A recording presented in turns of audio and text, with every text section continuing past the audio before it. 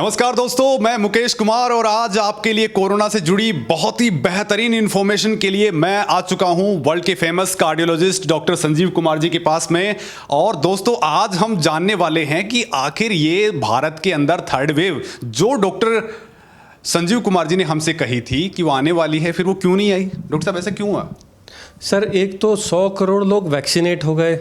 दूसरा, अगर जंगल में 100 पेड़ थे, 10% लोग तो पहले ही वेव में इन्फेक्ट हो गए थे और इम्यूनिटी बना लिए थे। बाकी बचे हुए सारे के सारे सेकेंड वेव में इन्फेक्ट हो गए थे। जब लोग बचे ही नहीं हुए हैं तो थर्ड वेव आएगी कहाँ से? लेकिन सर, अभी देखिए, अब रूस के अंदर वैक्सीन होने के बावजूद वहाँ धड़ाम है, वहाँ ग्राफ बढ़ता जा रहा है। अमेरिका के अंदर, ब्रिटेन के अंदर और बाकी कई सारी कंट्रीज़ हैं, कनाडा, ब्राज़ील, सर कंटिन्यूसली वहाँ पे बना हुआ है। और थर्ड वेव वहाँ पे, थर्ड वेव क्या sir, fourth wave, fifth wave, पता नहीं क्या क्या कुछ बोला जा रहा है। तो वहाँ ऐसा क्यों हो रहा है फिर? एक दुख की बात है और एक खुशी की बात है। खुशी की बात है थर्ड वेव नहीं आ सकती। दुख की बात यह है कि अगर आप इन सारे बाकी कंट्रीज़ की अगर आप ग्राफ देखें तो जब पहली वेव आई थी तो कोई बचा नहीं पाया था, पर सेकेंड वेव में उनके मेजर्स हमारे मुकाबले बहुत अच्छे थे। हमारी सेकेंड वेव देखिए तो पहली वेव के मुकाबले 4-5 गुना लोग इन्फेक्ट हुए थे। अमेरिका में या डेवलप्ड नेशंस ने बहुत सारे रिस्ट्रिक्शंस लगा के उनके सेकेंड वेव में जो लोग इन्फेक्ट हुए थे वो थे कम, पहली वेव के मुकाबले सिर्फ डबल। अब वो बचे हुए जो लोग जिनको कुछ वैक्सीनेट हुए, कुछ लोगों ने मना कर दिया हम वैक्सीन नहीं लेते, और कोरोना वायरस भी बदला, इस वजह से थर्ड वेव फोर्थ वेव उनके यहाँ आएगी। सच बात तो यह है कि ना कोरोना का कभी इलाज था और ना जल्दी से कोई इलाज बनेगा। नॉर्मल ऊपर वाले ने, भगवान ने जो आपको इलाज दिया है वो बॉडी के अंदर कोरोना आने के बाद आप खुद इम्यूनिटी बनाओगे, चाहे वो वैक्सीन से बनाओ, चाहे हिम्मत से बनाओ, चाहे खाने से बनाओ। आप वैक्सीन जो नॉर्मल इम्यूनिटी बॉडी के अंदर बनाओगे उसी से बचेंगे। जो सेकेंड वेव में इंडिया इतना ज़्यादा इन्फेक्ट हो गया था और इतना ज़्यादा इम्यून हो गया था कि अब थर्ड वेव आने के चांसेस कम है, पर 6 महीने में ये इम्यूनिटी डाउन हो जाती है। इसलिए हमारे शासन को, प्रशासन को जल्दी ही वैक्सीन के बारे में सोचना पड़ेगा।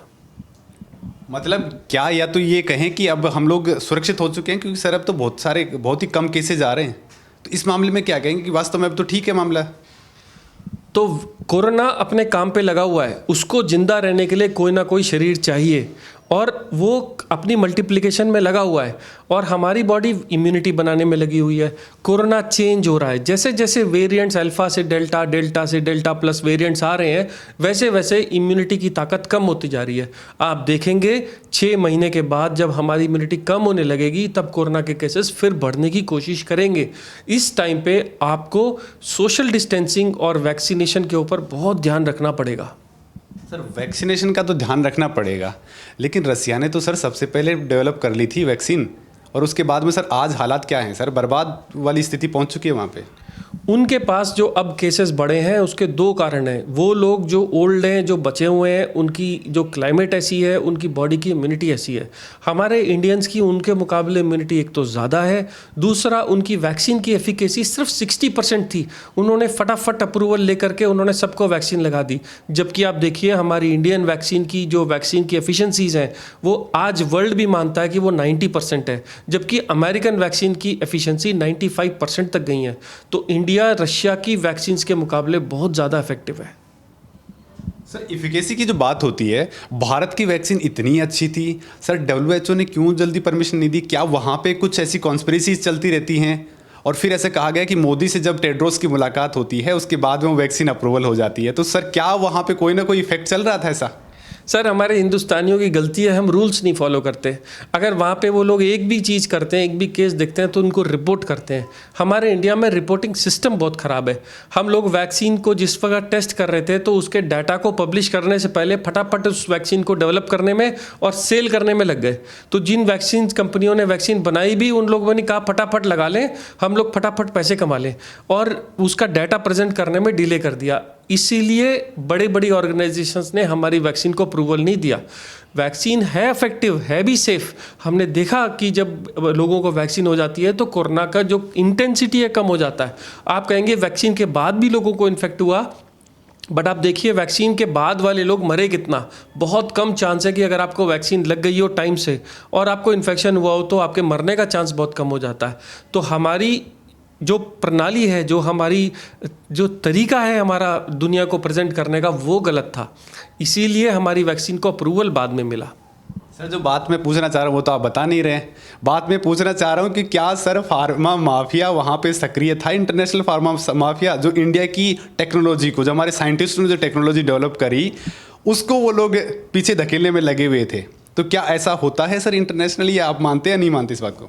मैं ये मानता हूँ कि फार्मा इंडस्ट्री के पास इतने सारे पैसे होते हैं, इतने सारे रिसोर्सेज होते हैं कि वो रूल्स को चेंज कर सकते हैं, बट फाइनल उनको पास तो करना ही पड़ता है। थोड़ा इन्फ्लुएंस हो सकता है, हमारे पास कम थे पैसे, और कारण क्या था, अमेरिका हर चीज़ हमको ये कह के बेचना चाहता है, या हम ऐसा समझते हैं कि ब्रिटिश, अमेरिकन, जापानीज़, जर्मनी की जो चीज़ें हैं हमारे से बेहतर हैं। ऐसा नहीं है। फार्मा इंडस्ट्री का डेफिनेटली इन्वॉल्वमेंट होता है, और ये बताने को कि उनका प्रोडक्ट अच्छा है, बट सच्चाई, ग्राउंड रियलिटी प्रूवन के हिसाब से अगर आप नंबर भी देखें तो 100 करोड़ वैक्सीन होने के बाद भी डेथ रेट गिनती पे, आप उंगलियों पे गिन सकते हो, 8 या 10 से ज़्यादा लोग वैक्सीन से नहीं मरे।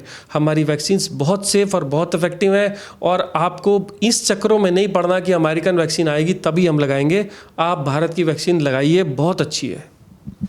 सर WHO वही संस्था चाइना वाली सिनोवैक को मंजूरी दे देती है बहुत ईजी वे में, तो सर मान लिया जाए कि वास्तव में कुछ तो था वहाँ पे ऐसा कि पैसों से सारा काम खेल होता है वहाँ पे? बिल्कुल मानूंगा। अगर मुझे कोई चाइनीज़ वैक्सीन लगाने को आए, मैं हाथ जोड़ लूँगा। 60% सक्सेस रेट वाली वैक्सीन मैं नहीं लगाना चाहता हूँ। चलिए सर, वो तो आप नहीं लगवाना चाहते। अब सर बात आती है बच्चों वाली वैक्सीन पे, और अभी जो माता पिता हैं वो भी सर आपकी तरह शंकालु हो रहे होंगे इस बात को लेके कि जो वैक्सीन आने वाली है क्या वो इफेक्टिव है, क्या वो भारत के बच्चों के ऊपर क्या कैसा इफेक्ट करेगी, और वास्तव में ऐसा देखने को मिल रहा है, तो उस पर सर आप क्या कहेंगे? आजकल बच्चों के ऊपर ट्रायल चल रहे हैं कि वैक्सीन से कितना प्रोटेक्शन होगा, क्या बच्चों को वैक्सीन देनी चाहिए। एक बात तो बड़ी अच्छी है कि बच्चों को कोरोना होता ही बहुत कम है।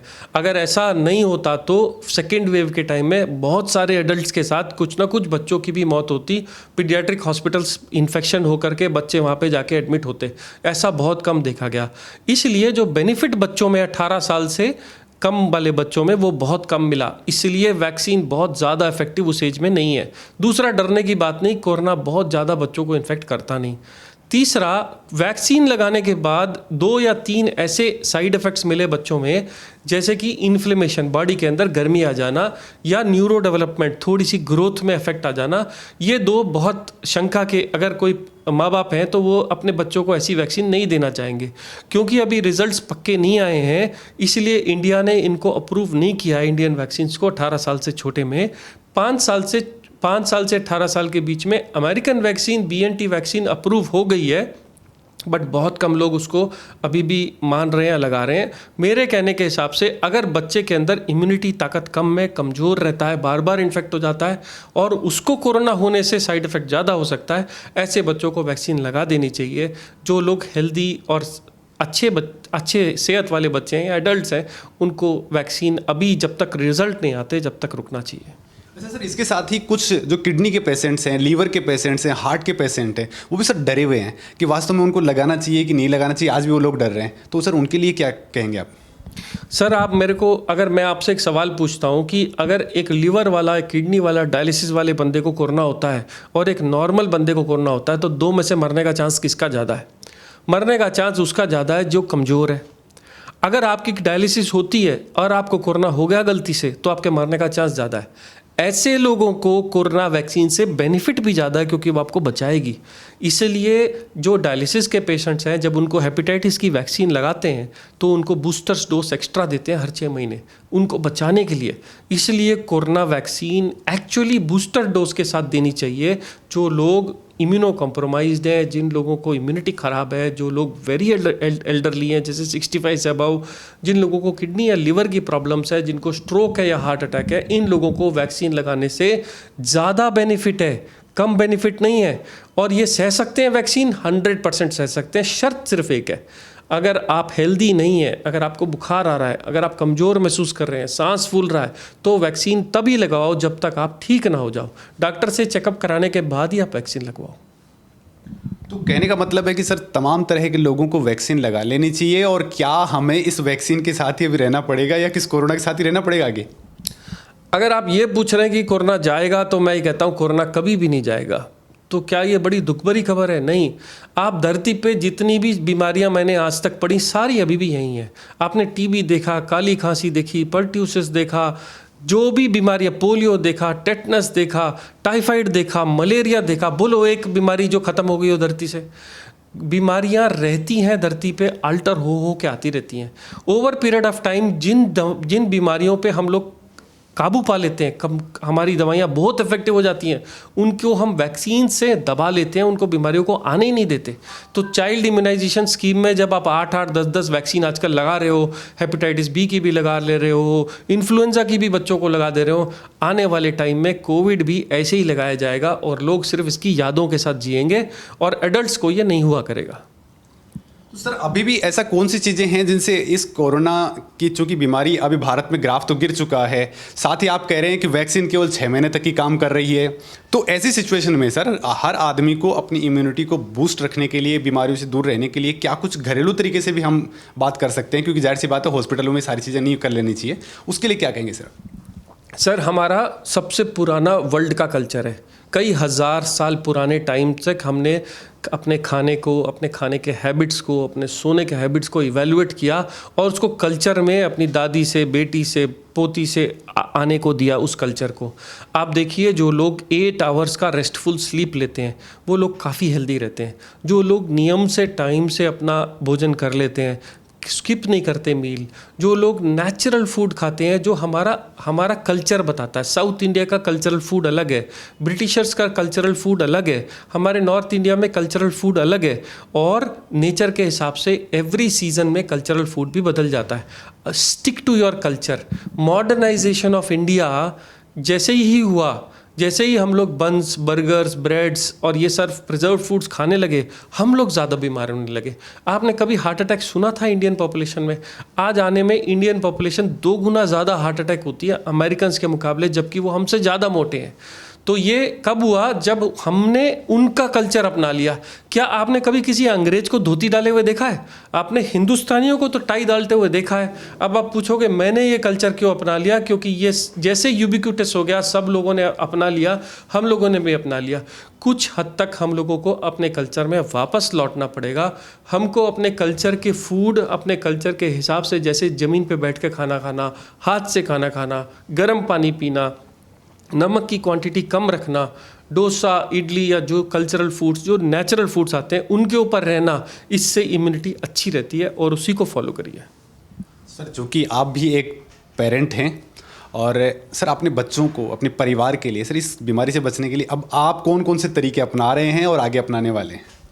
इस दुनिया में अगर किसी भी इन्फेक्शियस एक चीज़ से दूसरी चीज़ फैलने वाली चीज़ को अगर आपको बचाना है तो सबसे इम्पॉर्टेंट हैबिट अगर आपको रखनी है तो वो है हैंड वॉशिंग। अगर हैंड वॉशिंग का ये मतलब नहीं कि हर 15 मिनट जाके आप हैंड वॉश करो, अगर ऐसे करोगे तो आपका हाथ ही ख़राब हो जाएगा। अगर आप हैंड सैनिटाइजर्स बार बार यूज़ करोगे, ये मजबूरी है, ये हॉस्पिटल्स के लिए ठीक है, ये आपके घर के लिए ठीक नहीं है। ऐसे ऐसे भी मैंने लोग देखे जो बेडों के ऊपर सैनिटाइजर्स छिड़क रहे हैं, घरों में सैनिटाइजर्स लगा लिए हैं। ये गलत है। आपको सिर्फ साबुन और पानी से हैंड वॉश करना है। लोग सब्जियों को भी सैनिटाइजर्स के अंदर डुबो रहे हैं, नहीं, सिर्फ पानी से सब्जियां धो लीजिए तो बहुत है। कोरोना बहुत डेलिकेट वायरस है, इमीडिएटली मर जाता है। अगर मैंने किसी सरफेस को छुआ है तो ही मेरे को इन्फेक्शन होगा। तो आप जितनी बार एक पेशेंट को छूते हैं या आप जितनी बार एक कंटेमिनेटेड सरफेस के कांटेक्ट में जाते हैं उतनी बार हाथ धोइए। अगर आप इसको फॉलो करेंगे तो पहला लॉ ये है कि आपको इन्फेक्शन नहीं आएगा।